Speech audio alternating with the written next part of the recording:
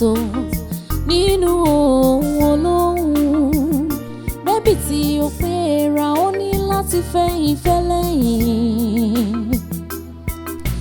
ẹ̀dá má ṣẹ̀rù mi dẹ̀rù ẹlẹ́rù má má sọ̀nà mi dọ̀nà ọlọ́nà kọ́ mi mọ̀ ọ́n ṣe kémi má ṣiṣẹ́ ò láyé. Nkan nìkan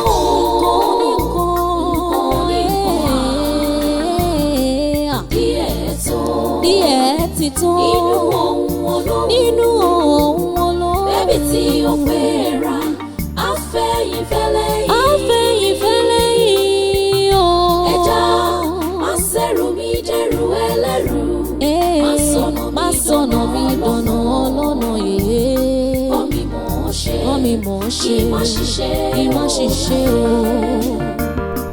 o bọ́mọdé bá gègé nígbó àgbà ní ọmọ bí tó máa wó sí ọlọ́gbọ́n àkíyèsára òmùgọ̀ àwòwá ṣákálá ìrírí ayé kò lè ti nípa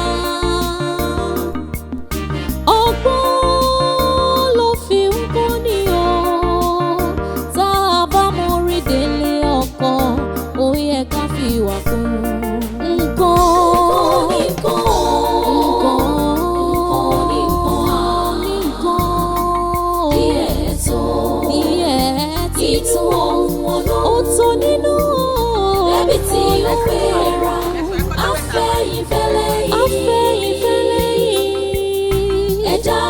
ẹ̀dá sẹ́rù mi dẹ̀rù ẹlẹ́rù jọ̀wọ́ má sọ̀nà mi dọ̀nà ẹlẹ́rù má sọ̀nà mi dọ̀nà ọlọ́nà kọ́ mi má ṣiṣẹ́ ò láyé.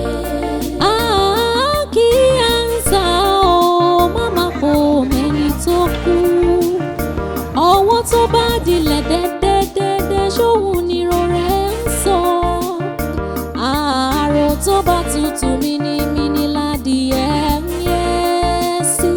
ohun a bá fi sílẹ̀ láì mójútó lẹ́nu ewúrẹ́ ń tó ọgbọ́n obìnrin fi ń lọ́kọ kò téyì tó fi ń gbé lé ohun a bá fi sílẹ̀ ó lẹ́nu ewúrẹ́ ń tó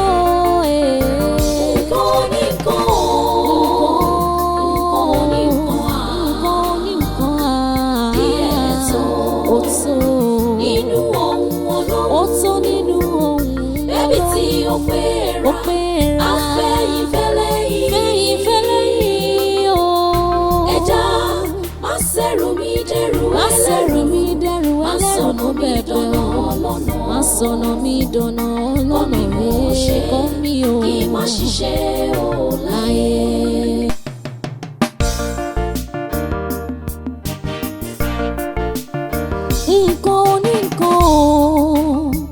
Nkan oníkan díẹ̀ tó nínú ohun olóhùn bébì tí ó pé ra ó ní láti fẹ̀yìn fẹ́lẹ́yìn ẹ̀dá má ṣẹ̀rù mi dẹ̀rù ẹlẹ́rù má má sọ̀nà mi dọ̀nà ọlọ́nà kọ́ mi mọ̀ ọ́n ṣe kémi má ṣiṣẹ́ ò láyé. Nkan nìkan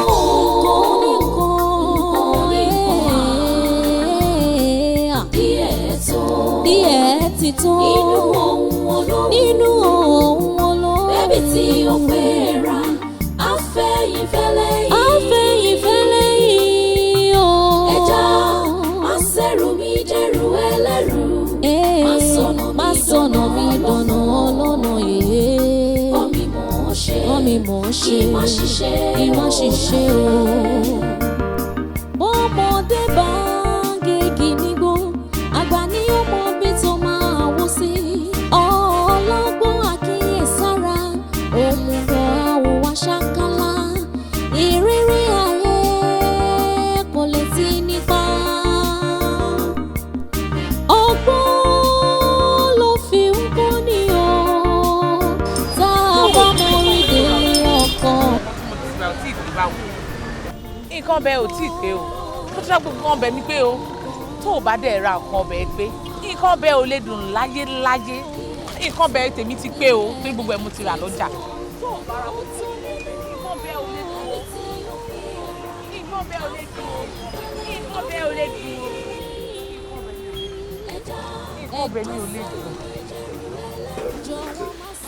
Mo ṣe realize pé inú nìkan ni mo ti rà níjà. Ó lè tún ọ̀rọ̀ ó jí mi. Ṣé láàrin few minutes tó sáré sùn ẹ̀ ló ṣe lálàá bẹ́ẹ̀? Nǹkan tó surprise mi gbogbo ni pé image ara mi ni mo rí lójú àlá yẹn tó sọ fún mi pé nǹkan ọbẹ̀ mi ò tí ì pé. Wo yẹn sọ kí ni wọ́n fẹ́ yàrá lágọ̀ọ́. Your dream is just a figment of your imagination. But kò tó sùn ni. Ìṣòro ti pé mo sọ lẹ́ẹ̀kan kò tó sùn pé mo fẹ́ fọ ẹlẹ́gùsí àti pounded yam. Nǹkan tó gbé sọ́kàn ni ẹ tó fi sùn. Wá gbọ́ àti bọ́ sí reality nsìn.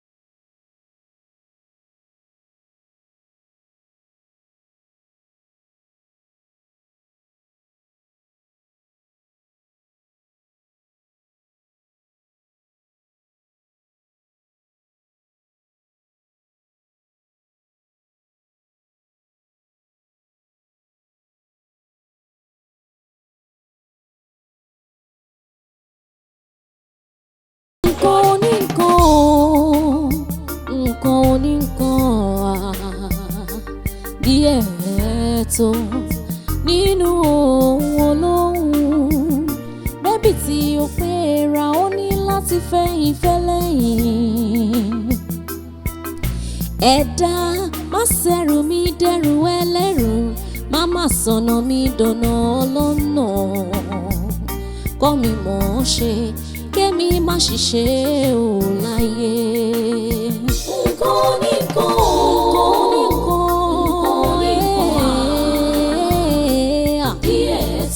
díẹ̀ ti tó nínú ohun olóhùn bébì tí ó pé ra afẹ́yìnfẹ́lẹ́ yìí ẹja àṣẹrù mi jẹ́rù ẹlẹ́rù má sọnà mi dọ̀nà ọlọ́nà yìí kọ́ mi mọ̀ ọ́ ṣe ìmọ̀ ṣiṣẹ́ o.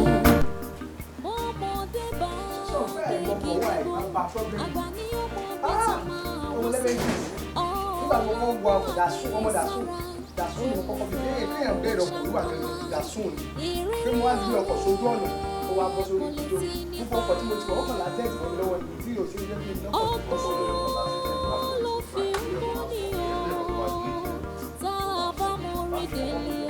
omi ìyọ̀rọ̀ tó sọ ni ọ̀pọ̀lọpọ̀ ní ìbáṣe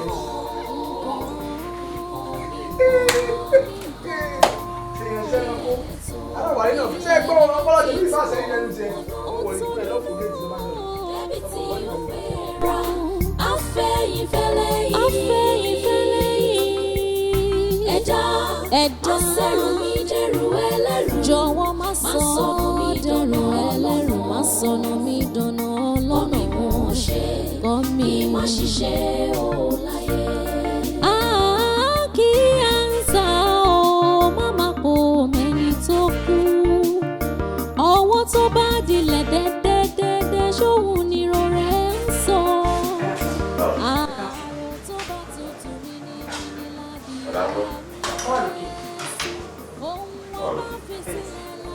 ta ló wá síbẹ̀? Èmi ni mo ṣe. Mi pè lásàárọ̀ tí mo ti jáde ìyàwó mi wá sí kíṣìnì àtọ̀. Wọ́n wá sàlẹ̀. Ìgbà tó bá sàlẹ̀ wọ́n fún mi lówó. Wọ́n dẹ̀ sọ nǹkan tí mo máa rà pé kí n ṣe ẹ̀fọ́ àti pé kí n gúnyán. Ok. Ṣé oúnjẹ mi ti ready nsẹ̀? No, ma ready in the next 30 minutes. Ok. Okay.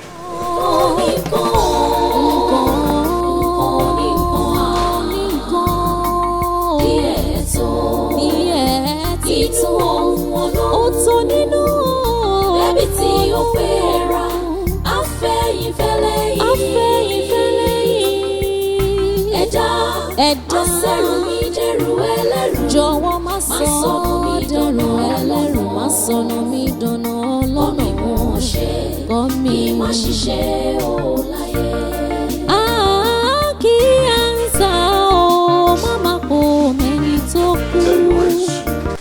But I told you now. So ojú kò sí látàárọ̀ ṣe wọ́n fi mi sílẹ̀ kó máa sún oúnjẹ fún mi. Mo sọ fún ẹ pé oúnjẹ gangan ẹ̀gúsí àti ìyàn ẹ̀ pé ìwọ ni kò ṣe fún mi. Wọ́n á lọ gbé fúyẹ́mi sí gẹ́mi sí wọ́n á lọ sóúnjẹ. Òkú mi látàárọ̀. Bọ́ kí ló ń grumble fún báyìí torí Ọlọ́run? Kí ni ìyàtọ̀ tó wà nínú pé kí MC sóúnjẹ àti pé kẹ́mi sè? The most important thing ni pé kí oúnjẹ ti taste good. Ìyàtọ̀ wà bẹ́ẹ̀. Very clear difference ló wà nínú ẹ̀. Oúnjẹ tí ìyàwó mi sè yàtọ̀ sí oúnjẹ tí ọmọ ọ̀dọ̀ sè. I want your food, not somebody else's food. But kí ló tó wà considerate by to you now? Mo máa lọ sí ibi iṣẹ́ láti Monday to Friday. Saturday and Sunday tí mo tún ní láti rest. Oúnjẹ ló máa pariwo. That is what a good and responsible wife should do. Take care of the husband and your home. So, omi ń pé mi ò ṣe good wife nsìn. Mi ò kí ń take care àbí? Not in all aspects, especially the food aspect. Oh, ṣé wọ́n kàn fún mi. Kí la gbáyé mi sí fún nínú ilé yìí? Kí la gbáyé mi sí fún nínú ilé yìí? Mo ní pé kí la gbáyé mi sí fún nínú ilé yìí? Kí nítorí pé kó lè máa help mi ni. Nígbà tó bá rẹ̀ mi tí máa ṣe wàhálà tí mo ṣe gbogbo àwọn nǹkan, kó lè máa bá mi ṣe àwọn nǹkan kéékèèké nǹkan díẹ̀, kó bá mi sóúnjẹ, kó bá mi tún lé ṣe, kó bá mi tẹ́ bed. Ó ń lọ bí iṣẹ́ Monday to Friday, mo understand yẹn. Fi yẹn lẹ̀ fún kó máa ṣe in your mind. But Saturdays and Sundays, ó yẹ kí oògùn wọn máa sóúnjẹ fún mi fúnra ẹ̀ nìyẹn. That's what I'm asking for. Femi, you're complaining too much. And complain there it ń pọ̀ jù. Ó ti ń dàbí nǹkan mi. Ó ti ń dàbí ẹni pé nǹkan mi ń ṣẹlẹ̀ gangan. I will not stop. I won't stop complaining until you start cooking for me. Bololo.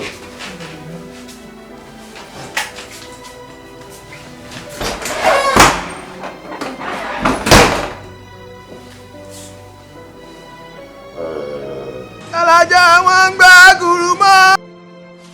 Alọ̀gbọ̀lọ́ wọn dẹrù bá ń dé. Àwọn jàǹkì tó ń ṣe bẹ̀rẹ̀ òun.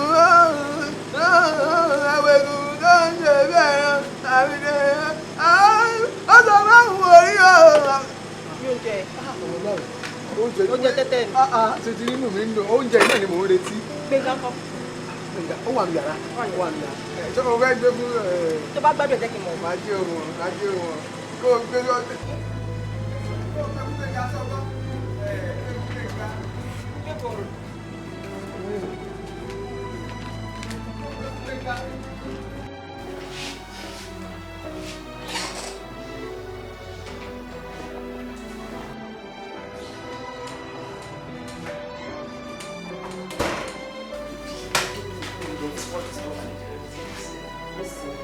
Ọ̀dọ̀ ìfi púpọ̀ disturb kí ló ṣẹlẹ̀? Mo ti miss ẹ yọ. Mo gan miss ẹ jù bẹ́ẹ̀ lọ. Miss ẹ. Mo jàre fi mí sílẹ̀. Àbí sí bàbá lálẹ́. Alẹ́ ọjọ́ wo? Alẹ́ ni of course. Ṣe bọ́dọ̀ ẹni mo sùn lálẹ́ àná. Ó gbàgbé ta ná, àná ti lọ ìní ló kàn. Èní gangan ni kókó. Àná ti. Irọ́. O lè fẹ́ sọ assignment, o fẹ́ sọ díṣẹ́. Mo tó bá pọ̀ sí mo lè tiẹ̀ mọ́lẹ́ kó má ronú rárá. Mi ní jẹ́ kó jáde. Àárọ̀ ọ̀sán adé máa kọ́ máa lè rẹ̀. Kúkú ha nígbà náà. Táyé bá yọ. Mi ni afọ́dà ti ṣí ẹ̀mí ìdí ẹ̀fẹ́ kẹ́ni kankan fọwọ́ kẹ́ ara. Ó jẹ́ mi lẹ́gbẹ̀ẹ́ Jàre lọ́jà mi sílẹ̀. Etí mi. Sílẹ̀.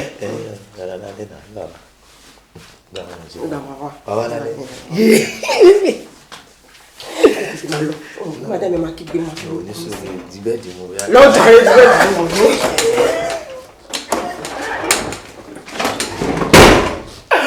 Yeah! Hey, baby! That's it.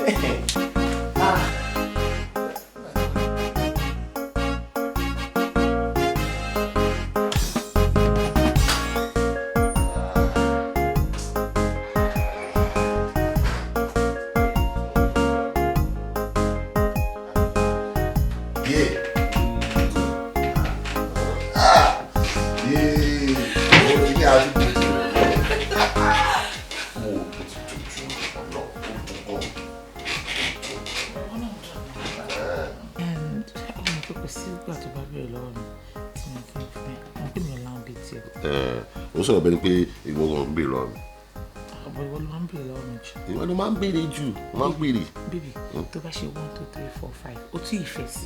Ẹ dáadáa. I never get tired of you. Bó ṣe dùn ní, ká ní kò dùn ní, mi ò ní bèrè. Bí mo náà ṣe ń jù sí ẹ̀rọ ń dá mi lóbi kan sí mo pé kí ni ẹ̀ náà dùn.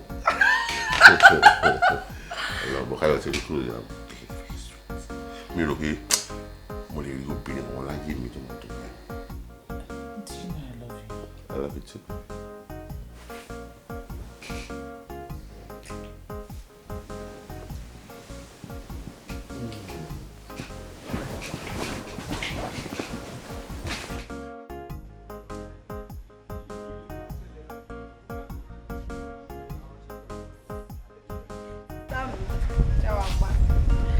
I feel like jumping into the sofa.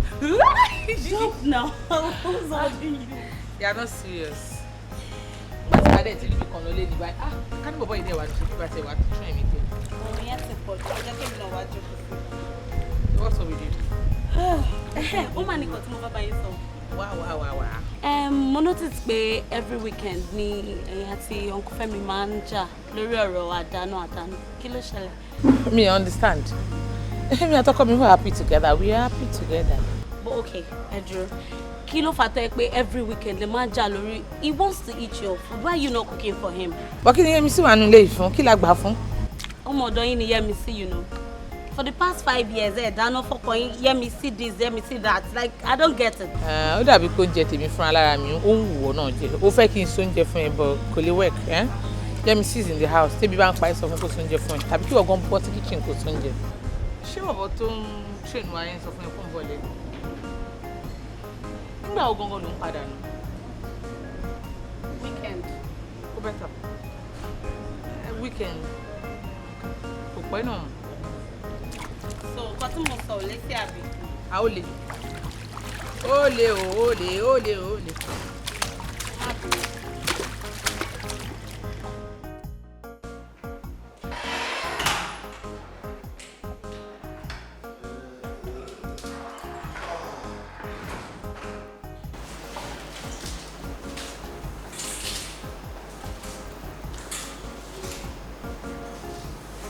Ṣebí obìnrin lélẹ̀, very hardworking. Gbogbo ìgbà ló máa wà happy. She cooks well, cleans the house regularly. Irú ọmọ yìí ló yẹ kí òun fi tọrọ lọ́wọ́ Ọlọ́run gẹ́gẹ́ bí ìyàwó.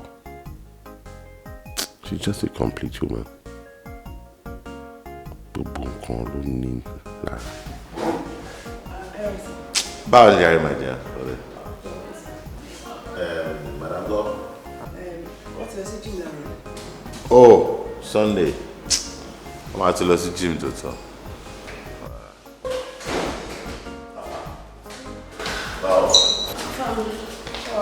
Báwo. Ẹ kú gym. Ẹ wò, àǹtí mi ti like gym jù. Mo láti force wọn pé ká máa bọ̀ nílé ni.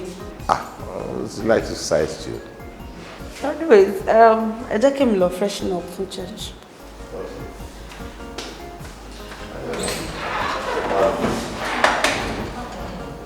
I need to look sexy for you. For me? Yeah. Ojimo. You're always sexy to me. Always. No, me too much size 10 tell you. I'm not doing 14. Look at me. Too big. ká tó lọ sí church mo fẹ́ jẹun. Okay. Yeah, mi sí. No. Mo fẹ́ jẹ oúnjẹ ẹ lẹ́ni. Ó ti pẹ́ díẹ̀ náà. Kó bá mi ṣe ọbẹ̀ irú tó máa ń ṣe sórí rice ẹ̀. Ó di dáadáa. Wọ̀ nìyẹn lè possible láàárọ̀ yìí. Ó mọ̀ pé tí n bá ti lọ sí gym báyìí, ó máa dàbí ẹni pé wọ́n gbó irin mọ́ gbogbo egungun mi ni. Má ní láti wọlé nsìn kí n freshen up, get ready for church and do other things. But ó lè sáré sí rice at least. Baby, jẹ́ kí Yẹmi sísun oúnjẹ fún ẹ.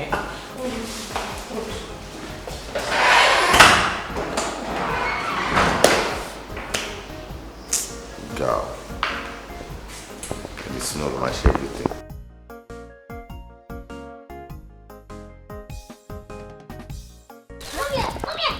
Èmi nìkan tán ọkọ mi ó máa fẹ́ ìwọ náà jẹun ọmọ lágbọ́lọ́ lójú ẹ̀mí báyìí wàá dirun àdìgbà báyìí láṣẹ Èdùmàrè ìfẹ́ báwo wà níbẹ̀. Màámi ibi tí mo ti ń ṣiṣẹ́ ń sìn àwọn pípú yìí lówó lọ́wọ́ ní owó gidi. Màámi bí mo ṣe ń sọ mi ò lè sọ in fact wọ́n ń gbé nínú owó wọ́n wẹ̀ nínú owó in fact tó bá jí báyìí owó ló ń tẹ́ àwọn pípú yìí ní owó lọ́wọ́ màámi ajé sọ̀kalẹ̀ sí ilé wọn báyìí gbà. bẹ́ẹ̀ ni owó tó ń dẹ́rù bò sí ni. àwọn owó tó jẹ́ pé in fact nínú owó ló ti ń jí nínú owó ló ń tó bá jí báyìí owó ló ń tẹ̀ mọ́lẹ̀. tẹ́ bá rí ilé wọn ilé yẹn tóbi débi pé ó tó wá lọ rẹ́rẹ́ báyìí. ilé tó tóbi gidi gan. ṣé rí àwọn yàrá tí wọ́n ti pa tí ò ti yan kọ̀ọ̀kan tó gbé mu pé àwọn pípín yín wé sí wọn dẹ̀ ní tẹ́nàntì àwọn nìkan ló ń dá gbé bẹ̀.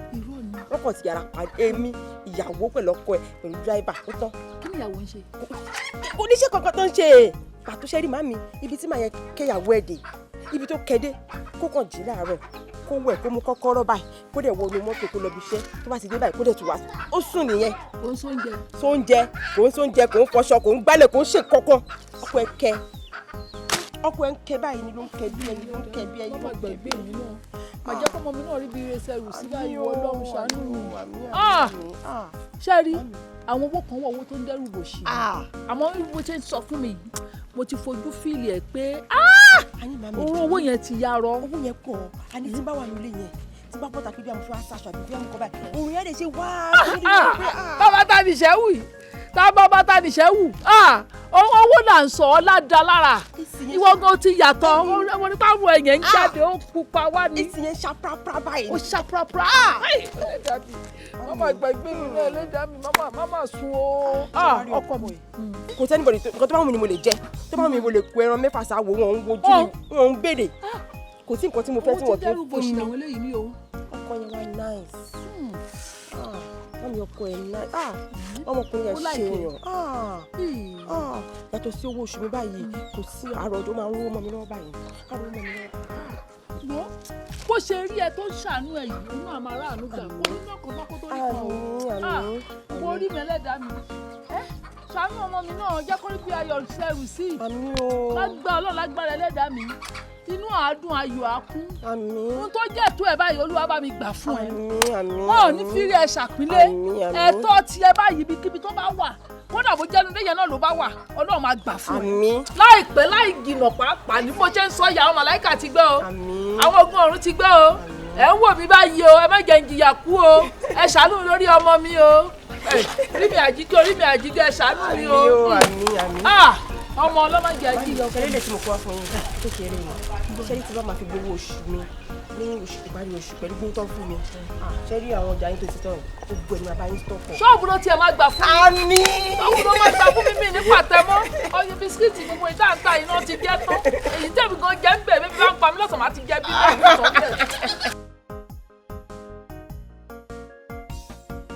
ọlọ́mọdé àjíyà ṣé bọ́ nìran mẹ́ta òun tó ṣì ní bí bàbá ò bá lówó lọ́wọ́ ìyá láti ní àbí kọ́mọ ní nígbà tó wá sí bàbá yìí ńkọ́ ẹbí tí ìyá ò bá ní ó yẹ kọ́mọ ní ni àǹfààní ládẹ̀ ló sílẹ̀ yìí àtìgbà tọ́mọ etí múròyìn wá fún mi ọkàn mi ò balẹ̀ mọ́ kọ́mọ máa gbélé ọlá jọ̀ràn kọ́mọ máa kó wà kó má ní làákàyè kó má gbọ́n ọmọ tí ò fojú balẹ̀ pé ayé ta wà yín sí ayé ìjà àgbà ni.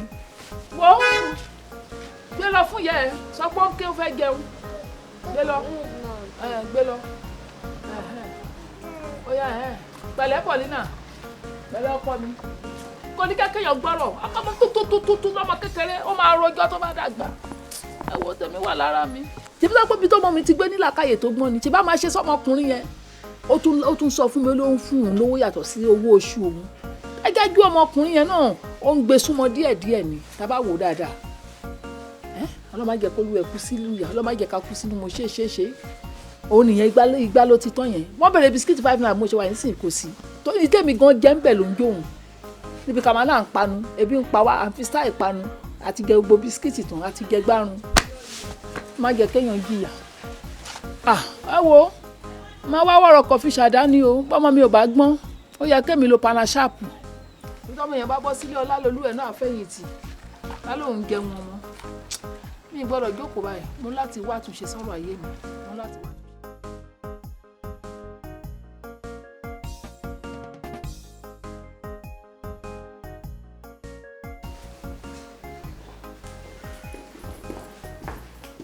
má bá mi dán kan tó bá mi dán wò lẹ́nu yẹn mọ́ àbọ̀ kí ló tó máa lọ fẹ́ tọ́ mi súnmọ́ mi kí ló tó máa ní issues ní ilé tó yẹ kó máa lọ sọ fárá ta. kí alára ta ṣé mọ́mí alára ta ń sìn mí sọ fárá ta mọ́mí ẹni mo sọ fún. oh mọ́mí ò ń ṣará ta how many times èmi àti ẹ ti jọ ní issue nù lẹ́yìn tẹ́mi lọ sọ fáwọn èèyàn ta. dúró how many times lèmi àti ẹ náà ti ní misunderstanding tí mi náà lọ sọ fárá ta but ilé yàtọ̀ báwo ìyàwó ṣe máa wà létí òní sóúnjẹ fọ́kọ for the past 5 years for what iṣẹ́ ẹnìkan náà ló máa ń rò ẹlòmíì máa sóúnjẹ fún mi ìwọ tí mo dẹ̀ fẹ́ kó máa sóúnjẹ fún mi ò ní sóúnjẹ fún mi wá ní kí n máa sọ. ó kí ló tẹ̀yìn ọkùnrin náà tẹnu mọ́ báyìí torí Ọlọ́run ṣé bí kò ṣáà ti jẹun ni yẹmi sílẹ̀ wàánu ilé tó lè so oúnjẹ fún ẹ kí ló tó wá ń ro ẹjọ́ kí ló tó ń sọ̀rọ̀ kí ló tó ń fẹjọ́ mi sùn káàkiri torí oúnjẹ each time tá bá dẹ̀ ti ní wàhálà báyìí àbí tá ti ní issue kojú nǹkan méjì lọ torí oúnjẹ yìí náà ni ṣọ́ọ̀fì ṣí ẹ ni kí ló dé fẹ́ sọ mí di caterer.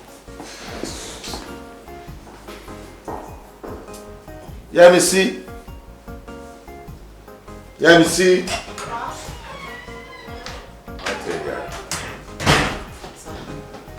Ó ṣe ó lè bá mi kí ẹ tẹja tútù. Maria ní farmers market. Okay, wá mi ṣe ìmọ̀ọ́yọ̀ pẹ̀lú ìrẹsì. Ó ṣe máa fún ẹ lówó tó bá ti ṣe tán. Okay, Maria other ingredients náà ń bẹ. Ẹ̀rọ tiẹ̀ ṣáà máa ṣe bí ṣe tiẹ̀.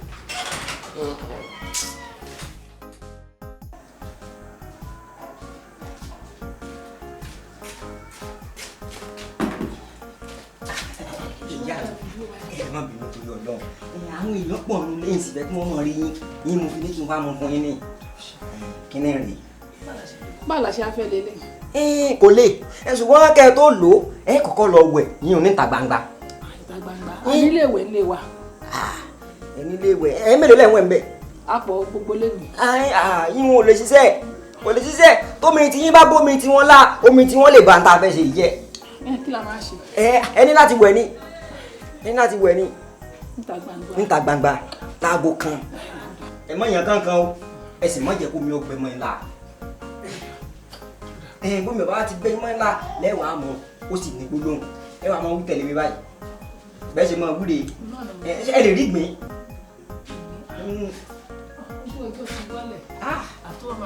a ní ìlà pọ̀. ìtìlẹ̀ ti ṣúbà yà àdérí ìgbìmọ̀ yìí. ṣé káwá arán mọ ni àbíkó. ẹ̀yin tó bá ṣe máa lò náà. tẹ bá wà ti rí ìgbéhùn ẹ fọ láti dì ẹ jẹ́ kó mi rí o so sí òkè òun tómi ẹ bá ti so sí ẹ wàá po kọ̀ mọ́ yín gbogbo tẹ bá fẹ́ kó ṣẹlẹ̀ sí ẹ sọ sí. lẹ́yìn ìgbà tẹ bá wá ṣe bá ń tán tẹ sọ tẹ fẹ́ tán orí ìgbín gangan bí ó pinnu ẹ wàá fi ra ẹ fi dénú yín ni ẹ fi kòkò dé wọn mọ́lẹ̀ gidigidi. ọmọ kó tó gbà lọ́wọ́ mi ó ní bó ṣe jẹ́ o. mọ́mí. ní ìgbọ́dọ̀ sọ kán mi o kí ni yóò gbọ́dọ̀ máa yìí rí bí mo ṣe fẹ́ o. ìgbowó lọ́wọ́ yín iṣẹ́ Russia lẹ́ ń wò iṣẹ́ Germany ni àti mo máa ń ṣe fún òun ìṣàwọn ará lẹ̀ ṣùgbọ́n bẹ́ẹ̀ ṣe jẹ́ sí mi ẹ̀yin náà ń ṣe èèyàn bẹ́ẹ̀ lọ́jà ń ṣiṣẹ́ ìfún yín. kò dà bó bá ṣe jẹ́. Sàbí mo ṣe ní ẹ̀sà akọ ọ̀gbìn tó pinnu ẹ wá hàn bẹ́ẹ̀ bá ti wá. kò ṣe bó bá ṣe wá jẹ́ ẹ̀jẹ̀ mọ̀ ẹ̀jẹ̀ iná mọ̀ iná mọ̀ iná mọ̀.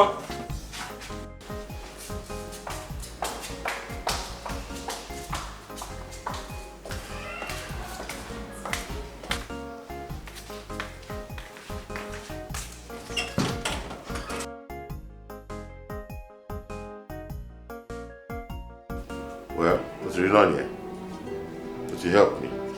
Just let me see right now. What's the information? Which one? Firstly, which one? Second wife. Lájé.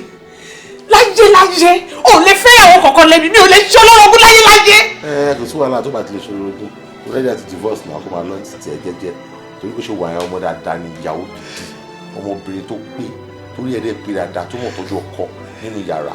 Ó mọ̀ tọ́jú ọkọ ní kitchen. Ó mọ̀ tọ́jú ọkọ nínú sitting room. Ó mọ̀ everything. Ó smart. Torí ẹ̀ pé gan nǹkan bẹ́ẹ̀ pé nǹkan tó ń pè bẹ́ẹ̀ nìyẹn. Èmi ni kò bẹ̀ mí ò pé àbí? Èmi ni kò bẹ̀ mí ò pé? Can't believe you can do this to me, Femi. Cannot believe that I can do that to you. You want to shave me? You shave me for 5 years. Oh, let's oúnjẹ fún mi. Oh, see about me for 5 years. Won't allow you me see don't put on mother. Come assist in marital things. So they could get duties to listen, you fẹ́ take over finally now. What's not too wrong with me? We ma fẹ́. There's not only she's. There's nothing you can do about it. Ọkùnrin ọmọ lọ́rùn. Ọmọ ọ̀dọ̀ lásán. Ọmọ ọ̀dọ̀ ló kì mọ́lẹ̀. Kí lè sẹ́? Ló ṣe ọmọ rẹ̀ hàn ṣe yàn. Tí kò ṣe yàn, and for your information then correct me ní òkè mọ́lẹ̀. Ọ̀rọ̀ bá àjọ sọ nítorí ìlú gbà. So second wife ní ẹjọ́ àtẹ̀lọ́ ọmọ ìṣọ́ rẹ̀.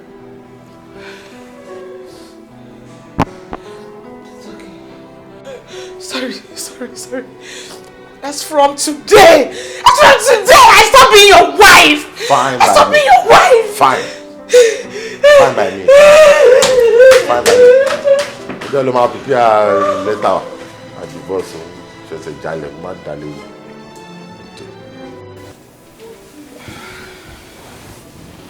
O ṣòro ọ̀rọ̀ madam yẹn. Bọ́lá ṣe fẹ́ nìyẹn. Ó yẹ kó ká ìrìn àti ẹ̀.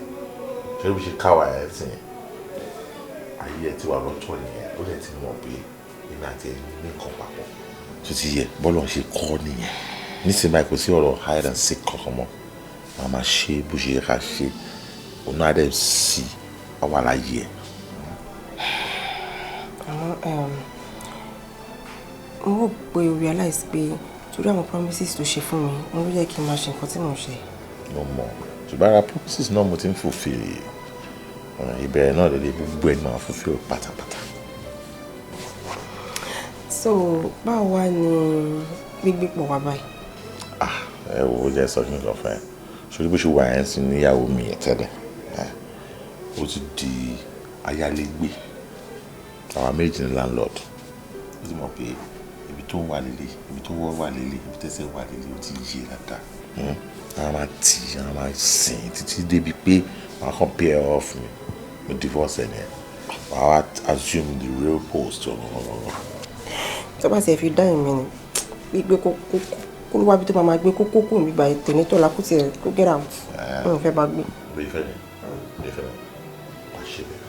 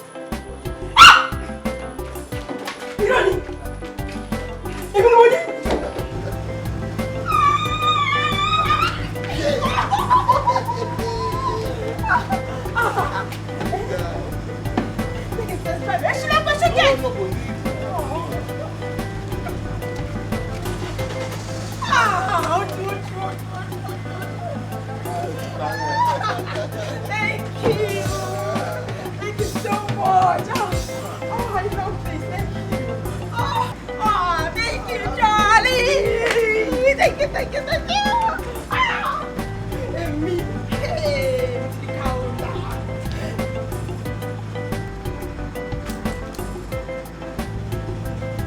Kí ló ṣe? Tó o lè mú kí? O wà tó big láti mú kí mọ́tò. O lè jù. I know the driver. O tún fakọ̀ mú kí. Ọ̀dẹ̀. Oh, baby. Èmi nìyẹn mi kì í sọ kí ìlú náà ló sọ dígbà kólé àbí. Bó Gbénga ṣàlàyé fún mi báwo lọ̀gá gan ṣe fẹ́ fìlì nígbà tí wọ́n bá mọ̀ pé wà tí Yẹ́misí jọ ń ṣe wọléwọ̀de tẹ́lẹ̀ lọ́mọ tí ò lè mọ yọwọ́ yàrá ẹ̀ lálaalẹ́. That's a great idea. Ọ̀rọ̀ láwa náà ọ̀rọ̀ tó sọ o. Honestly mo borí ẹ̀ pé báyìí tẹ́lẹ̀. Ó lọ́pọlọ. Orin dìmú borí ẹ̀.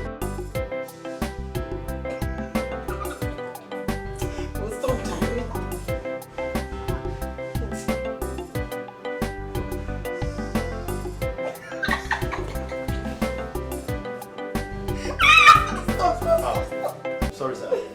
Mo ní kí n wá drop key sir. Kí n rán ilé tí bẹ́ẹ̀ ní fídíò tí mo ní mò ń lọ sá. Fẹ́ drop car key kí n tètè máa lọ. Wá nítorí pé ó fẹ́ lọ sí fídíò àbí ibo ló sọ pé ó fẹ́ lọ ló ṣe já wọlé without ó tiẹ̀ kán lẹ̀kùn ó dó ká sọ fẹ́ pé kò kọ́ mi o kò just barging like that. Ṣé kó sì ò sọ fẹ́ pé ó yẹ kó kọ́ lẹ̀kùn ni kò lè dó ká sọ fẹ́ pé kò wọlé tó bá wọlé tó bá rí nǹkan tó yẹ kó rí nǹkan. Ẹ má bínú ma. Drop kọ́kọ́rọ́. Then má gbàgbé ọ̀la o 11 a.m. Oh, that's true. All right, sir. Ó dàrú sir. Wọ́n bí báyìí. Fẹ́mi ṣọpẹ́ kan tí wọ́n kàn pé mi bọ́bọ́ yìí rí mi fínà. Ìgbà tó rí àwọn méjì lórí ìjókòó wọ́n fẹ́ kí ẹnìkan wá dá gbé ó dàrọ́ sà kó lè kí èmi ni. We don't respect you. Ẹ má bínú. Ó dàrú. Kí ló sọ ń sìn fi màá sí ó dàrọ́ mà jẹ́ kí màá yẹn jẹ́ kó nípọn dáadáa. Ẹ má bínú. Ó dàrú. Ma. Dọ̀bálẹ̀ kò sọ. Yes!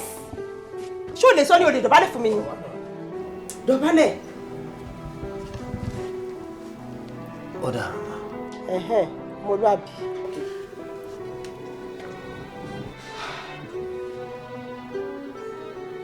Àbúrò ìgbéraga. Ó gbéraga jẹ́ ká change ẹ̀. Jẹ́ ká change ẹ̀. Ǹgbà yẹn wọ́n kọ́. Tí ọkọ tí mo ṣe ò dáa. Nà kó lọ máa respect mi madam ẹni mo jẹ́ náà. Ó sì ẹ̀ tó gbọ́n Gbénga ó nìkan ni mo ní problem pẹ̀lú. Lọ́dà gàá ẹ̀ tẹ̀ ṣe wà fún bẹ́ẹ̀. Jẹ́ ká change òun.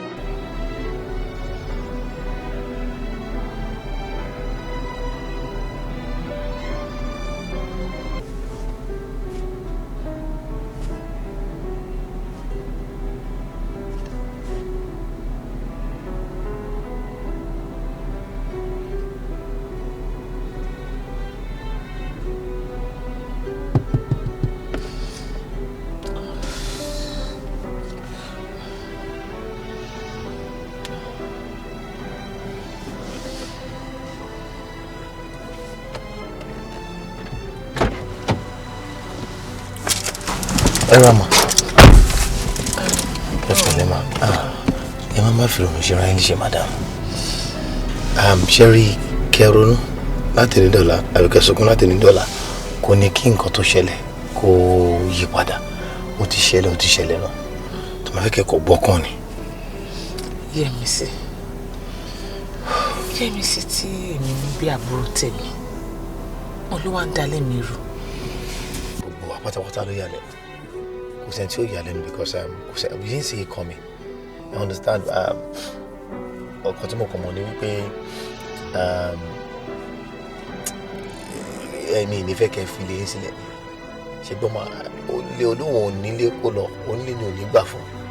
Ẹ̀yin lè máa ṣe all you can to salvage the situation. Where do I start from? Níbo ni mo ti fẹ́ bẹ̀rẹ̀? Níbo kọ̀kọ̀kọ̀ ni mo ti fẹ́ bẹ̀rẹ̀? Ṣé nílé tí mo fi gbogbo energy mi, gbogbo agbára mi, I mean all my life, láti tò, ó wá ń crumble lójú mi. Ma, ilé yín ò ti crumble ma. I'm sorry to say, ó ṣì ń crumble ni. So it is left for you to fight for what you want or you allow it be. Ṣé rí olè olóhùn ò ní gbogbo ilé kó lọ, onílé ni ò ní gbà fún. You can still do something about it. Benga, you don't understand. I am handicapped. There's nothing I can do. Kò sí agbára kankan tí mo ní. Madam, calm down. Please be calm. Be calm, things will sort itself. But ṣé mo lè sòótọ́ kan fún yín mọ́? Tẹ́ bá ní bínú, yín náà ní fault lọ́rọ̀ tó wà lẹ́yìn. Sincerely, I know what to ṣe díẹ̀ tí mo dọ́dọ̀ yín, and you're a very busy woman. Mo pé Saturday and Sunday nìkan lè máa ń ráyè, but you should be able to strike a balance between your career and your home. Because candidly, láàrin mi àti ọ̀gá ò béèrè too much. Wọ́n mọ̀ pé Saturday nìkan lè máa ń ráyè, wọ́n ní kẹ́ dáná throughout the week now. Then Saturday náà ti wọ́n ní kẹ́ dá 3 square meal. All you ask for is okay, dáná ní 1 meal on Saturday, 1 meal on Sunday. That's all he ever asked of you. So I mean, it shouldn't be all about career and busy. I mean, find time for your home. As a mother and as a wife, you should be able to strike a balance between your home and your career. I'm sounding like I'm lecturing you, but I have to tell you the truth now.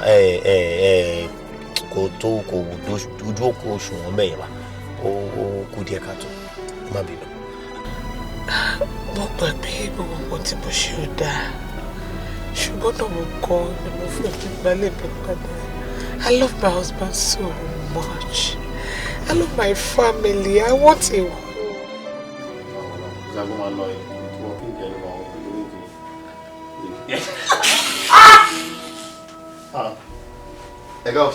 What? How? Kí ló máa gbélé nílé mi? Kí ló ṣẹlẹ̀ báwo?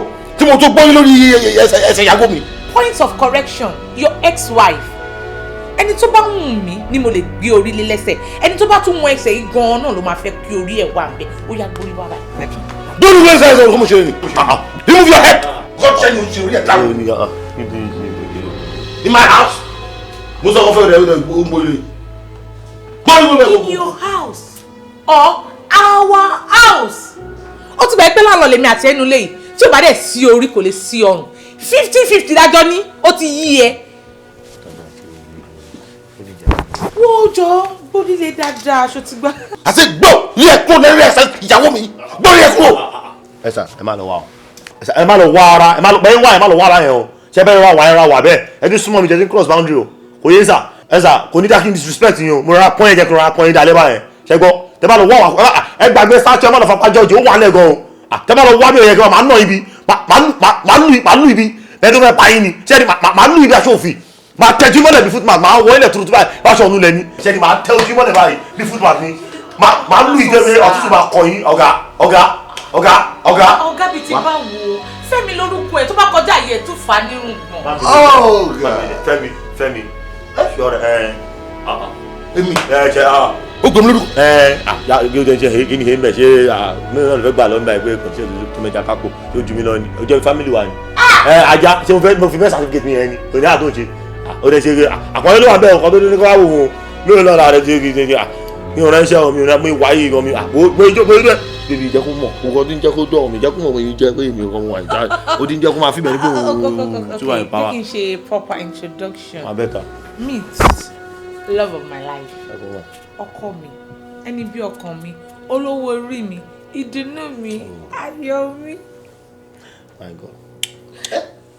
Ó ti yé mi kò sí wàhálà ṣe bóun ló fún ẹ lágbára àbí ó fún ẹ lágbára èmi ṣáà mú employer sílé as a driver so mo sáàkì láti lọ get out of my house jáde.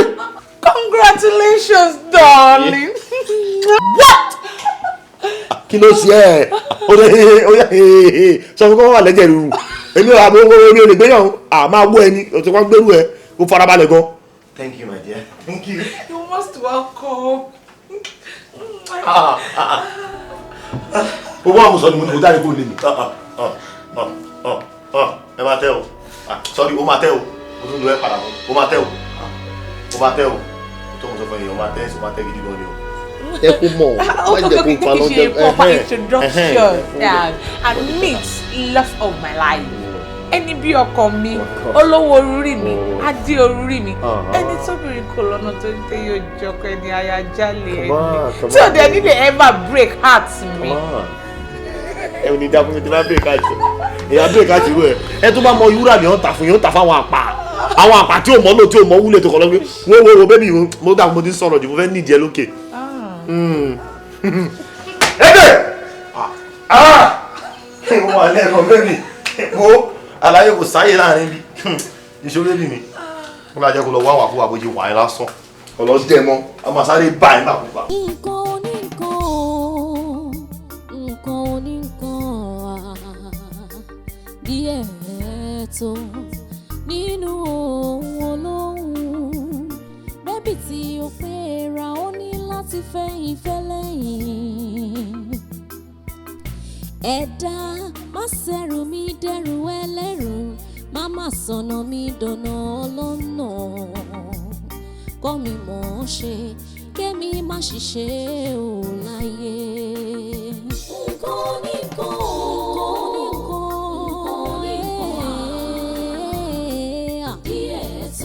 díẹ̀ ti tó nínú ohun olóhùn bébì tí ó pé ra afẹ́yìnfẹ́lẹ́ yìí o ẹja má ṣẹ̀rù mi dẹ̀rù ẹlẹ́rù má sọ̀nà mi dọ̀nà ọlọ́nà yìí kọ́ mi mọ̀ ọ́n ṣe kí má ṣiṣẹ́ o.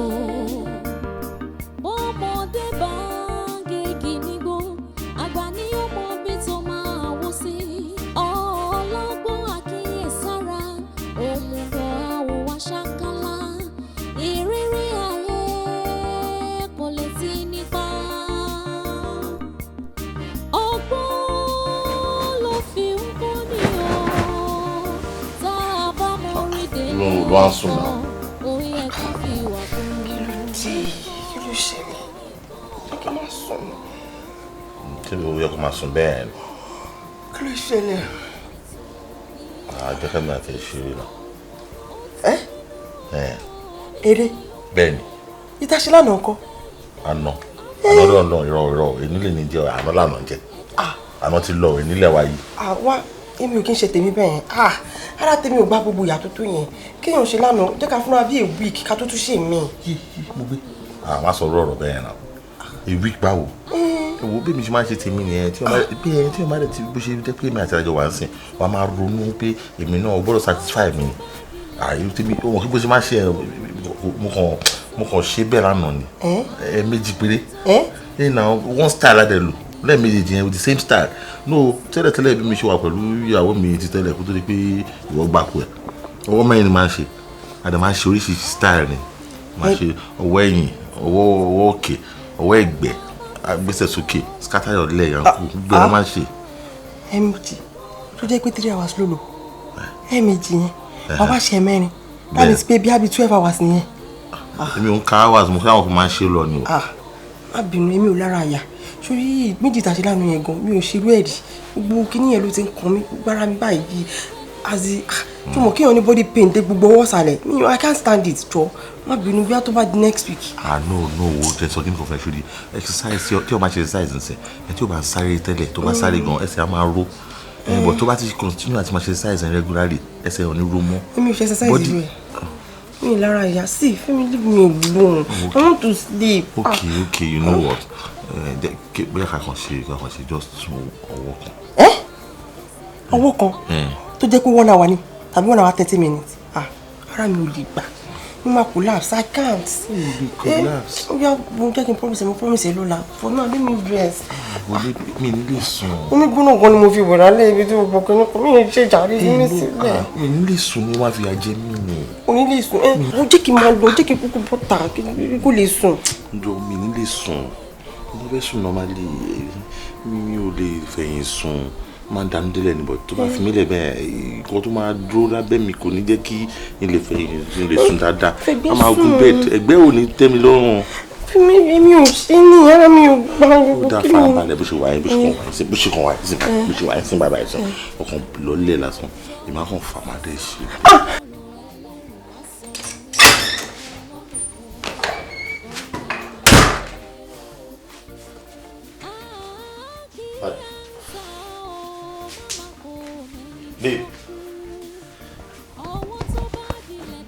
Babe, it's morning. Wọ́n máa lọ sí gym. But Saturday and Sunday nìkan náà ló máa fi lè. Ìbọn máa lọ tẹ́lẹ̀ náà, wáyé tí wàá jẹ́ pé ìnáwó rẹ̀. mi ò lọ gym kankan. Ṣé bí torí ẹni tí mo lọ ń ṣe náà tí mo feel pé okay, I want to go back to my normal size. Kí n tiẹ̀ padà sí size 10. Ṣé bí òun náà ló ti lọ bá mi sí yẹn? Let me just be. Okay, bye. You know what? O ní láti jẹ́ kẹ́nìkan weigh down. At least you need to keep your shape and your size for someone. Get up. I will disturb you. Get up. Yeah, did you?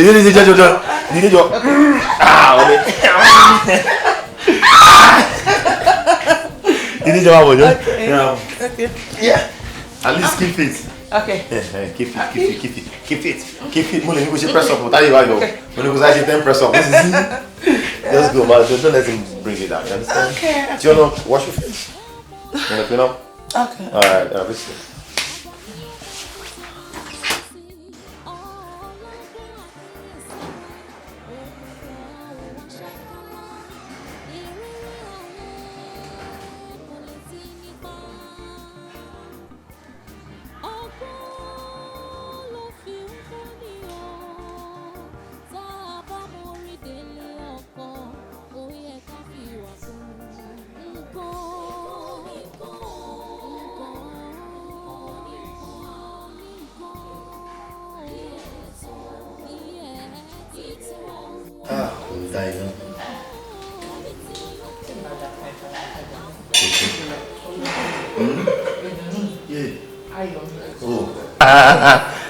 Mami, you know.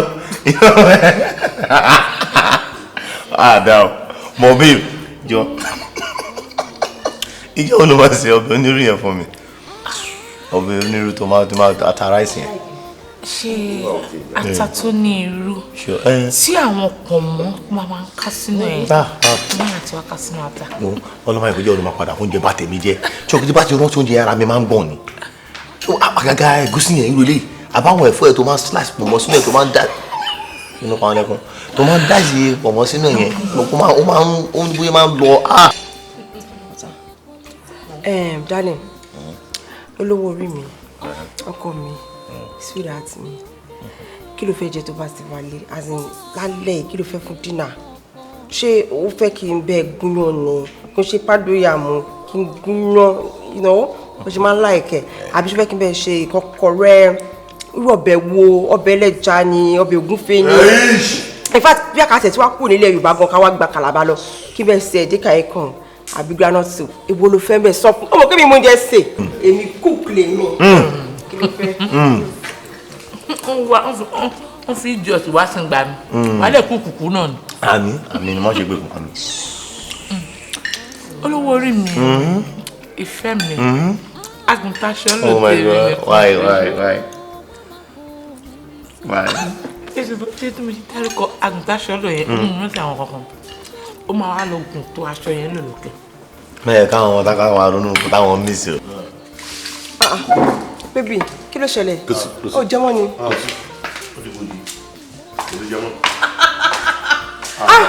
In fact, literate lẹ́yìn people yìí.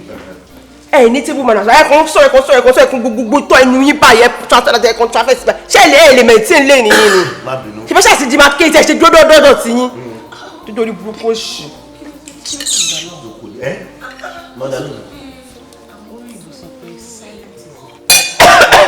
You're a mad woman. You're a fool. Le buko ma padà pa mí. You are a fool. Wọ́n ní fool. Mi ò lè stand yín. Ẹ jókòó síbẹ̀ kẹ́ jẹ bàjẹ́ tó kẹ́ jẹ table. Ẹ jẹ oúnjẹ tí wàá náà mọ̀. Table lẹ̀ fún yín. Ẹ palẹ̀ mọ́. Bàjẹ́ tó kẹ́ gbé chair. Ajẹ́bòròrò. Kúta sódà. Ajẹ́bòròrò. Kúta sódà. Ó máa parẹ́ rẹ̀ àbí kó pa ìgbélé fún mi.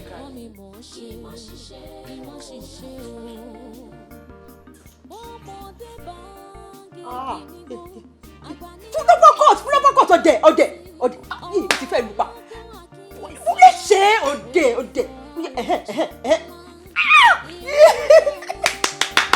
Olórí burúkú nìkan lórí ìjà ni. Fúlẹ̀ ṣe ọdẹ. Bó ṣe ṣe. Fúlọ́pọ̀. Olùṣeéṣe. Kí ló really yẹ mi sí ewu ní pot in the living room? Gbogbo ẹrú ẹ bó ṣe rí tó ṣe ní yamayama bó ṣe ṣe, oh my God. Oh, okay. Nǹkan tó ṣẹlẹ̀ ni pé mo lè dáná tán. Mo wá rí pé wọ́n ṣe fíìmù kan tí mo dẹ̀ like. Mo ṣe wo fíìmù yẹn lọ, mo wá pé kí n kúkú fi òkò kan kí n fi pẹyẹ méjì. Wọ́n wá ní pé kí n kúkú gbóúnjẹ wá ìgbà kí n máa jẹ. Wọ́n wá dẹ̀ ṣe tọ́sí máa pààkẹ́. Ṣẹ́wọ̀n wá ṣe tọ́sí máa pààkẹ́. Gbogbo bó ṣe ń fò káàkiri nílé yìí. Ó dẹ̀ wọ́n kí ètè ṣiṣẹ́ ní life mi ìjẹ́ fẹ́ máa rí rárá ni. Kí n gbogbo ilé náà. Ó ṣe jẹ́ pé every time máa ti jáde máa dé báyìí every akọ̀ dirty mi ilé àwọn so tidy. Why now? Why? Let me see. This is not good o. Fẹ́mi. Wo tó bá lẹ́ni sọ fẹ́ jẹ́ kí n sọ fún ẹ jẹ́ kí n sọ tọrọ fún ẹ ó nàgò. Ó nàgbà. Obìnrin mímọ tó máa nàgbà kí ló ṣẹlẹ̀? Kí ló wà ń bẹ pé ókè mo fẹ́ jẹun rẹ̀ pé kó má ṣe pé àlejò wà mí báyìí. Kágbá àlejò wà tó bá mi báyìí ni. Kí ni ìrọ̀lẹ́ sí bó ṣe ṣẹ̀dí jẹun tó sì pé bí ó ti pè mí jẹun tó sì kò tí tó wọ́n náà. Mo kàn sọ kí sọ́kọ̀ fíìmù ìkìlẹ̀ palẹ̀ mọ́ ẹ̀. Is that too bad? In my own house. Jọ̀nà kí ló tó dress by tó rú ṣọmáyà ni tó ṣe gbára lẹ̀ tó jókòó sí living room. Wọ́n tún jẹ́ ni pé látàwọn tí mo ti jí mi ò lọ sí anywhere from bedroom kitchen to living room ni. Wọ́n rò pé kí n má máa waste aṣọ. Ó jẹ́ pé kí n kàn ró ilé ìmọ̀ọ́yà sí tẹ́ pé mi ò jáde lọ sí anywhere kí n kàn reserve aṣọ mi sígbà tí bá máa jáde. Torí ẹ̀ ni mo ṣe róró. Ṣé o ti wẹ̀? Mi ò tí wẹ̀ o. Mi ò tí wẹ̀ bọ̀ máa wẹ̀ kí tó sùn máa wẹ̀. Ní aago 6. Mo máa dáràn o. Mo máa dáràn o. Ilé iṣẹ́ àdè tí ì ṣú. Wọ́n sọ pé kí yọ̀ wẹ̀ lójúmọ́ ni take your bath daily lọ́sọ̀. Wọ́n sọ pé dandan kó jẹ́ morning àbí night. Mo lè jíṣẹ́ láti wẹ̀ ní 2 o'clock. Tí bá ti má ti wẹ̀ kí n tó sùn. Tí bá ti wẹ̀ kí n tó sùn ló lè sọ̀rọ̀ náà. Mo lè jíṣẹ́ láti wẹ̀ ní 2 òru. Ó dẹ̀ lè wù mí kí n wẹ̀ ní 5 ìdájí tí màá ṣáà ti sùn. Bàbá mi fìdí ẹ lọ́kàn balẹ̀. Ọlọ́wọ́ bá wa alágbára òṣùpù bàbá ètò ọlọ́run kí mo kó sí. Gbogbo ẹrù ẹ ló dọ̀tí. Ẹrù ẹ ló kún dọ̀tí. Bó ṣinṣin. Ibi báyìí ó rùn wọ́n ní kó sanitize mú ẹ. This place is not smelling. Ó wà messy ni wa clean it up. Go and relax. Obo yẹn escape ṣá. Padà escape. Àyà ìkúlù.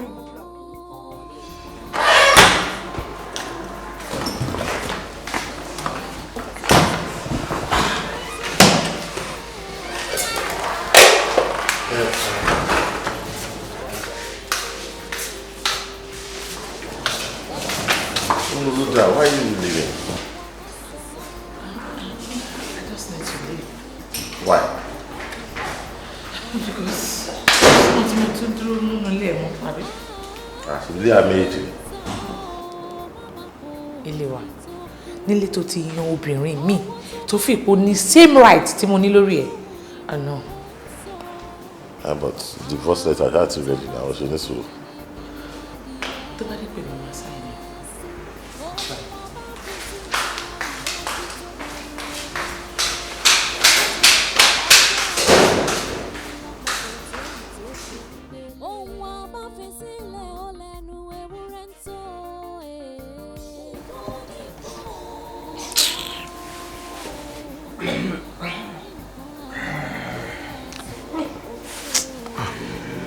Like mo ti kúra mi sí nǹkan tí ó yẹ kí n kúra mi sí rárá ní Ọlọ́run. Kí lè lè sìn? Ọlọ́run. Ṣé ti máa mú mi bá máa ṣe irun ọdún mo ṣètò Ọlọ́run? Tí o ní ìtura rárá. Bó ṣe wà yẹn kò gbẹ kó tó sùn. Mo gbà yẹn ló ń rìn. Àjọsùn àtúnṣó. Aṣó.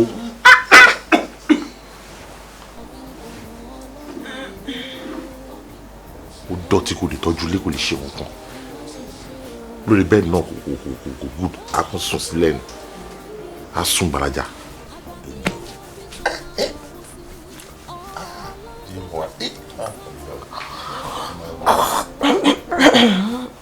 Fẹ́mi kí ló kóra ẹ̀ sí torí Ọlọ́run.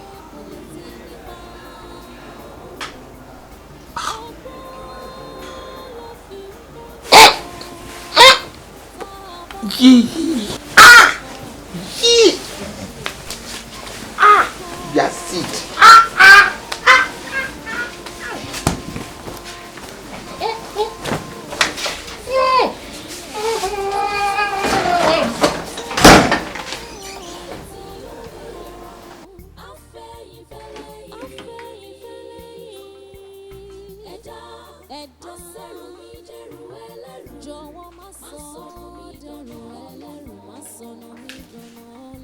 Kí lélẹ̀? lórí bed mi. Am I dreaming? This is just unthinkable.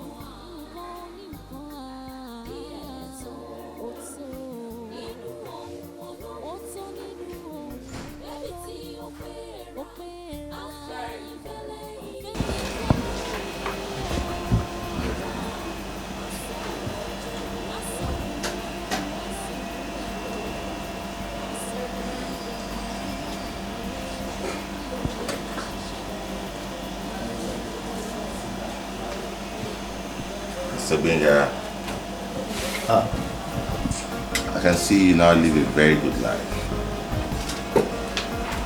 Good afternoon, sir. Oh, good afternoon. Please, what can I offer you? No, not for now. All right. Thank you.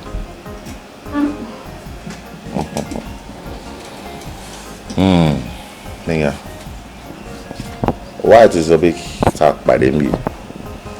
Well, I just Mo fẹ́ kí n wálé so that mi ní rí nǹkan tí kò yẹ kí n rí. kí ló wà lẹ́mi tí mo ń gbé pamọ́? I have nothing to hide. Sí nǹkan tí mo rí pamọ́. Fi hàn pé Ìyàwó mi nǹkan. Yẹ́misí. Yẹ́misí. Ṣé Yẹ́misí ni ìyàwó mi ni àbí Fọlákẹ́mi? Oh. You mean your ex-wife? If you say so. Èmi náà party swap ni. Mo party fi ṣe trade by barter ni. Me pick Yẹ́misí and then me more. Yeah, it's not funny at all. I'm not cracking jokes either. So I need to see my man. Mo ti wá káàkiri. I've gone to everywhere. Mo ti lọ sọ́dọ̀ àwọn parents ẹ̀. Well, maybe you should keep searching. Because as for me, mi ò mọ ibi tó wà. I don't know. Honestly. Ọmọ mi tó wà. Ṣé kí n parọ́ fún yín pé mo mọ ibi tó wà? Èmi nìkan ṣàlẹ̀ dárí ní ẹ̀rí àwọn yín pẹ̀lú mi. Mọ ibi tó wà. Okay. Thank you.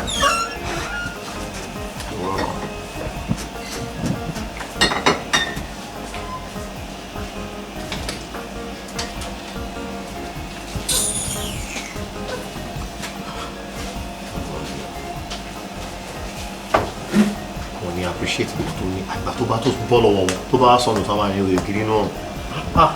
Àánú ẹ̀ dẹ̀ ń ṣe mí o. Má jẹ́ ká àánú ẹ̀ ṣe é jàre. He had it in his hands. So ó dàbí ọ̀rọ̀ Mandela ni freedom is not appreciated until when lost. Ọwọ́ ẹ̀ báyìí ló wà. Ó fi tàfàlà tó wá farúgbó ara para kiri inú òun àkọ́ tí ó sọnù kiri. Bó ṣe look innocent. Wá jẹ́ kójú yẹn deceive ẹ o. Iná ni o. Iná burúkú ni. Iná burúkú ni. Bàbá ó gbàgbé tí ẹ̀ já continue ògbéni. That's true. Business no matter. That's all of business. Business o de wo orí tó bá wọ̀ pọ̀. Tó lè wọ́ fún ẹ. Ó lè fún mi ní Red Bull. Jenny Red Bull.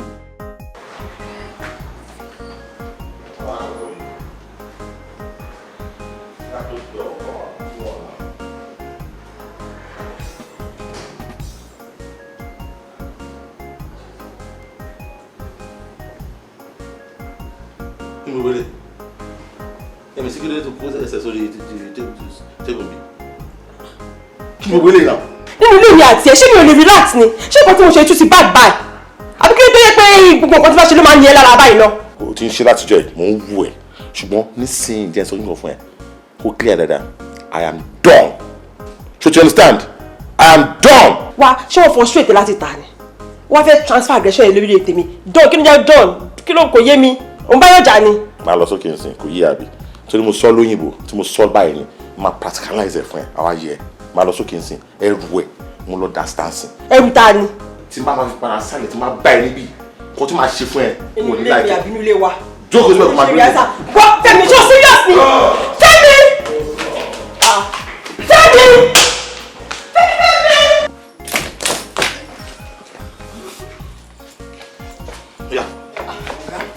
Fẹ́mi! me now. Femi, why are you doing like this now? Kí ni ẹ? Mo dẹ̀ jọ́ náà, bó lè ṣe ṣe báyìí now. Baba. Ṣe ṣe báyìí.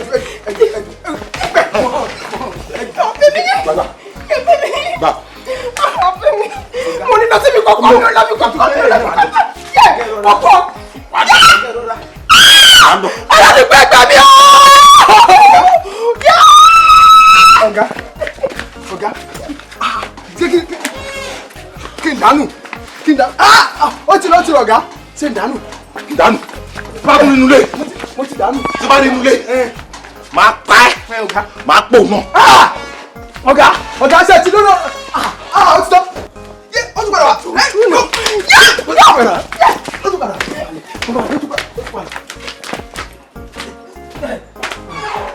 Ọlọ́run torí Ọlọ́run ti yá tán rè. Ṣé eré mo dé ń sọ fún ọmọ yìí o? Àṣẹ tó tán léegun ọdún. Ògùn mọ̀ sọ ẹ gbọ́ràn sí lẹ́nu o, ẹ ṣe gbá o, ẹ ṣe wo náà mọ̀ pàṣẹ, yóò mọ̀ sọ bí ọwọ́ alákàn. Kò sì dá báyìí o.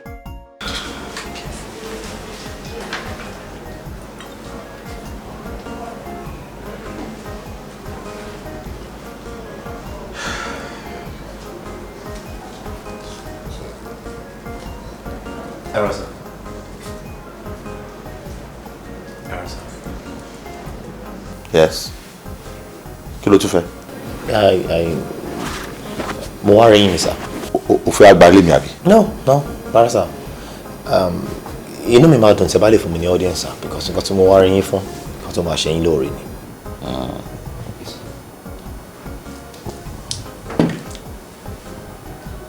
Mo ń bọ̀ ẹ́. Sir, I would like us to see and talk. Okay, let's do it.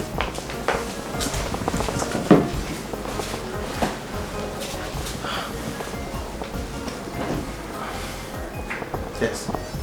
Abi? Yes, Abi? Yeah. Bóyá àwọn ẹ̀fẹ̀ àgbálẹ̀ sí ni. No, at all sir. About ọ̀rọ̀ èmi àti madam. The ballet endure just for a little while.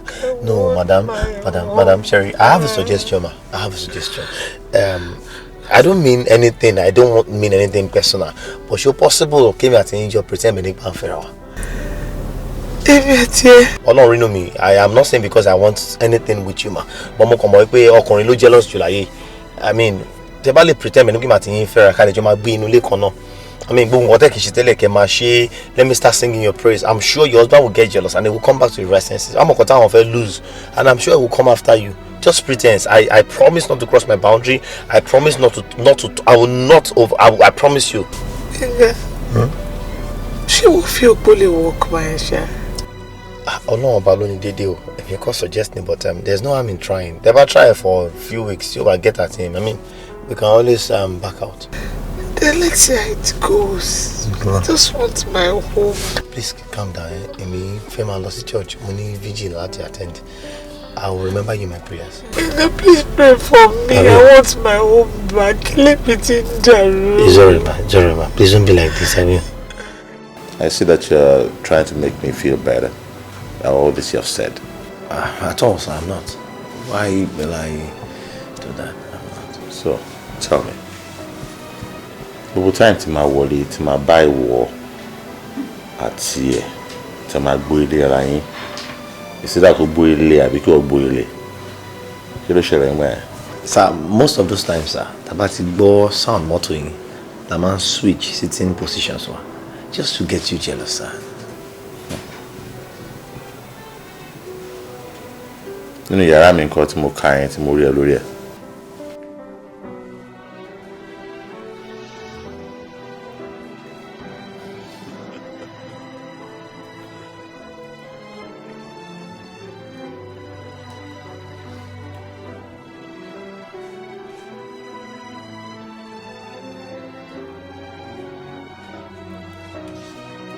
Ní gbogbo alẹ́ ni madam fi máa ń sunkún. Most of the night wọn kì í sùn. Wọ́n kò mọ̀ máa sunkún ní ṣáà. Ìgbà mi kí wọ́n máa ronú kí wọ́n máa lọ kí wọ́n máa bọ̀. All the time tí mo bá dé sùn yàrá wọn sá ilẹ̀ ńlẹ̀ ni mo máa ń sùn. Ẹ ṣe rí ìjọ́ tí ẹ wọlé yẹn tí ẹ rí mi àti madam. madam ló sáré jí mi nígbà tí wọ́n notice wípé ẹ̀ ń bọ̀ wọ́n ń gbọ́ sound ilẹ̀kùn.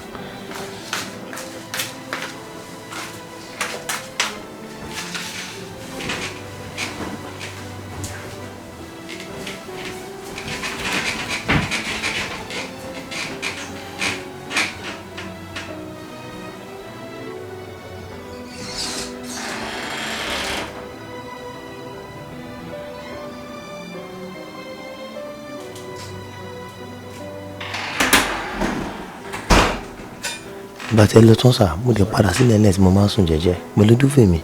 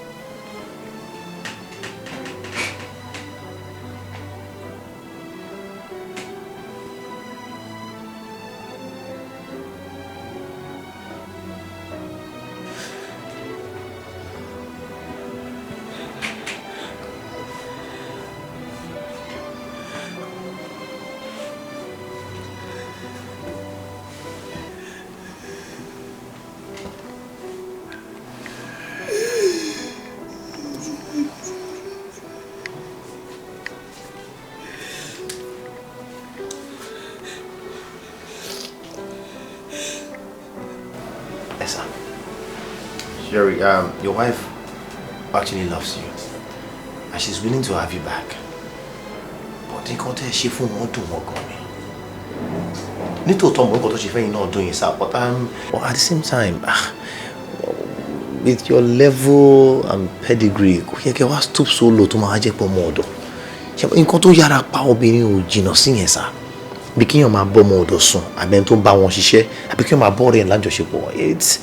I'm so sorry, sir, to say, but kò bójúmu, kò bójúmu, sir. Okay, fine, madam, okay, dáná fún yín, wọ́n kì í ṣiṣẹ́ tó yẹ kán ṣe, but how about you encouraging her kẹ́tì ẹ̀ mú ọ lọ kitchen kẹ́jọ dáná yẹn?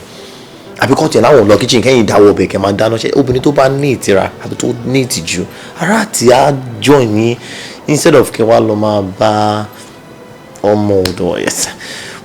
Orí bí bẹ́ẹ̀ kọ́ lóògùn orí fífọ́ sá it's awkward. Benga, I understand you. I do. Mo mọ̀ pé nǹkan tí mi náà ṣe ó kù díẹ̀ káàtó. I shouldn't have been that stupid. But ó ti ṣẹlẹ̀ already. I've learned my lessons now, but don't you think it's too late? For now, as we speak, sir, kò tí late. But as of tomorrow, might be too late, sir. How do you mean? Because pains need to pọ̀jù fún wọn láti bear. Pẹ̀lú shame yẹn, so wọ́n decide pé àwọn máa kó relocate, wọ́n lọ start another life.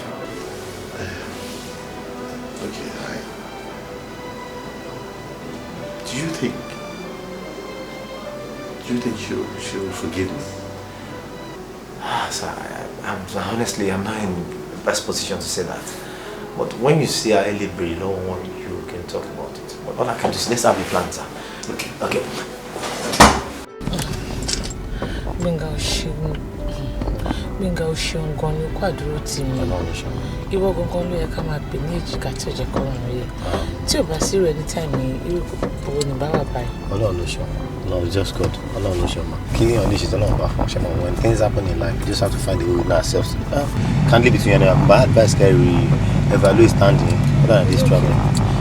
Excuse me. Hello? Are you there? Junction yẹn kankan yẹn. Ẹ jọba àwọn bí omi wà ń bẹ̀. Sir. Madam, please, ẹ jọ̀ọ́. Ẹ má embarrass wọn Talawa, please. Ẹ yọjú sí wọn. Ẹ yọjú sí wọn, madam, ẹ jọ̀ọ́.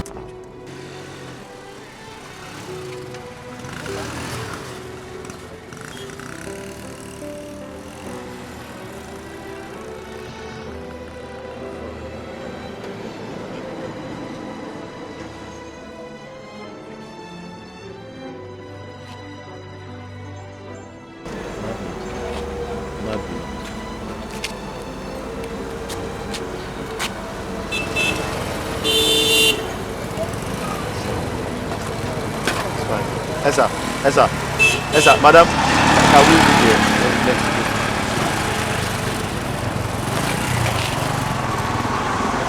All right, yeah, this calls for celebration. A new life, a new business, greater success, more achievements in life. Cheers, man.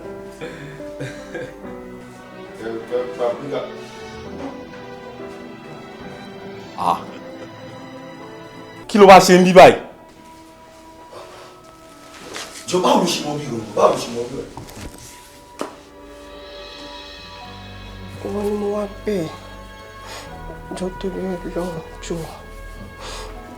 Mo ti realize pé gbogbo nǹkan tí mo ṣe ò dáa. Àti pé èṣù ló fà. Èṣù ni nǹkan tí mò ń jókòó sọ nìyẹn. Èṣù náà ni. Tẹ́ bá ti wọ orí burúkú yín tán tẹ́ ti ṣì wà wò ẹ wá máa parọ́ méṣù. Ẹ ṣe orí burúkú tẹ́ wáyé wá ṣe ìwọ tó kúnlẹ̀ ṣé ò burú jésù lọ. Ó wá débi olóṣù ni. Now let me ask you. Kí ni woman yẹn ṣe fún ẹ? Kí ni wọ́n ṣe fún èèyàn tí woman yẹn ò ṣe fún ẹ? A fún ẹ lóúnjẹ, a fún ẹ láṣọ, ó treat ẹ bí àbúrò, kò fìgbà kan treat ẹ bí ọmọ ọ̀dọ̀ rí. So the only reward tí wọ́n wá feel pé o lè fún woman yẹn ni kó máa bọ́kọ ẹ̀sùn. O wá bọ́kọ ẹ̀sùn títí débi wípé o wá lé woman yẹn kó o lè wọ́ wọlé. O wá kúnlẹ̀ síbi olóṣù ni. Ṣé wàá yóò jésù lọ? Ìwà tó wà ojú wa èṣù lọ. Ìwọ kọ́kọ́ lè ṣu. Wàá ṣe oníburúkú lọ wá ṣe.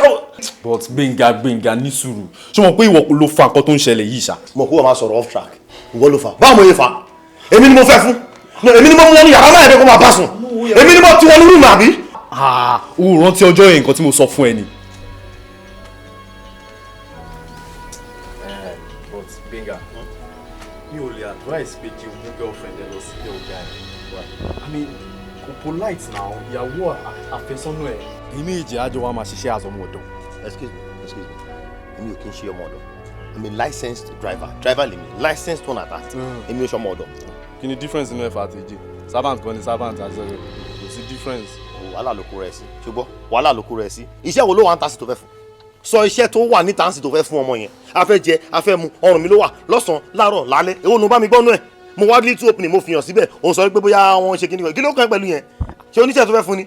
Àbí táwọn sọ pé ọmọ ọ̀dọ̀ ọmọ kíní kan. Ṣèbí torí wọ́n súnmọ́ wa ló ṣe mọ̀. Àfẹ́sọ̀ fáwọn àtàkùn ọmọ ọ̀dọ̀ ló ṣe ń bẹ̀ ni. Èèyàn mẹ́rin ló fẹ́ mọ̀. Wo fi tiẹ̀ ṣe tiẹ̀ o. Mi ò láìkẹ́ o. Mi ò kàn like irú àìdí abẹ́yẹn ni mo ń rí mi mọ́ ẹ̀ náà. Wọ́n rí ẹ mọ́ mi wá ní kíni wọ́n rí mi mọ́ àbí wọ́n kí ló èdè wo ló pè ó lè ní mò ń jà ní àbí mo èèyàn kọ́ láwọn tó ń ṣiṣẹ́ ní ibi tó ń kó tv ni ó dẹ̀ ní wọ́n rí ẹ mọ́ mi kí ni pátá yẹn. Kí ló máa sọ fọ́ ọ̀gá ẹ̀? Ṣé o fẹ́ sọ fọ́ ọ̀gá ẹ̀ pé girlfriend ẹ̀ ni?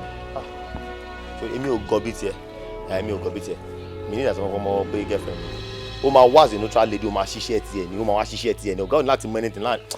Wo fàárín yẹn lẹ̀ wo ẹ̀ mo ti block wo question yìí pọ̀ o ṣé kò sí nǹkan mi lórí ọ̀rọ̀ ìṣá.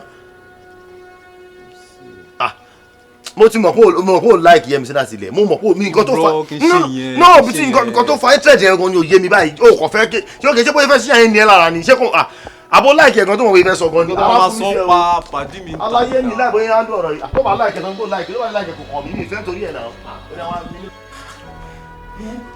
Ọjọ́ yẹn kan sọ oní bóyá mo like àbí no ó kọ́ pé kò wà appropriate no it's not appropriate. Fìyẹn lẹ̀ ẹ́ tó máa ṣèkà inú ẹ̀ ló ń gbé. Ó rẹ ní mo ṣe fún mi ìṣèkà fún náà ibi tó ti máa jẹ́ ni mo mú lọ́mì ní kó lọ bá tẹ̀lé orí jẹ kí ló wà àpọ́pẹ́ tó àpọ́pẹ́ ti bẹ̀ òun ló wà burúkú olè burúkú náà òun gbọ́ngàn lè ṣù. Ẹ jọ̀ọ́ torí Ọlọ́run ẹ má portion blame ẹ kò bá mi bẹ̀ ni ẹ ṣáà má bá mi bẹ̀ Gbénga wo I have realized my mistakes and I promise this won't happen again. Jọ̀ọ́ torí Ọlọ́run ṣàánú mi for the last time. Listen, I'll make it easier for you. Number one, èmi àti ẹ ò lè fẹ́ra mọ́ kò lè wáyé mọ́ because o lè rírù mi fẹ́ mọ́ wàá rìn síwájú àti lọ sí lọ́dọ̀ ẹlòmíì ni àkọ́kọ́ nìyẹn ẹlẹ́ẹ̀kejì mo fi Ọlọ́run wá bẹ̀ gbogbo nǹkan tó ní láyé mo fi bẹ̀ everything dey press yourself to get out of my house. Gbénga wọ ìbọn ni mo lọ títí mo fẹ́ lọ. Gbénga I love you. tó bá ti wá ìpàpà ojú ẹ̀ tó bá ti délé